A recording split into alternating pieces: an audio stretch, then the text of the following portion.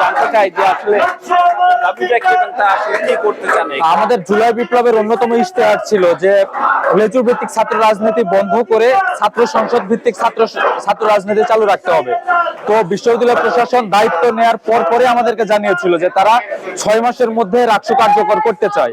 তো এর মধ্যে তারা একটি রোডম্যাপ ঘোষণা করেছিল, সে রোডম্যাপ অনুযায়ী তারা কোনো কাজ করতে পারেনি। সর্বশেষ 30শে জুন তারা বলেছিল যে তারা রাকসু তফসিল ঘোষণা করবে, তারা সেটা করতে পারেনি। গতকাল 20শে জুলাই তাদের একটা ডেডলাইন ছিল যে তারা রাকসু সচল করার জন্য রাকসু রোডম্যাপ ঘোষণা করবে, তারা সেটিও করতে পারেনি। আমরা জানতে পেরেছি নির্বাচন কমিশন, যে নির্বাচন কমিশন গঠন করা হয়েছে, তারা কিছু নোট সিন্ডিকেটের কাছে পাঠিয়েছিল সংবিধান অ্যামেন্ডমেন্টের জন্য। 2টি সিন্ডিকেট পার হয়ে গেলে বিশ্ববিদ্যালয় প্রশাসন 2টি অ্যামেন্ডমেন্ট আমলে নেয়নি।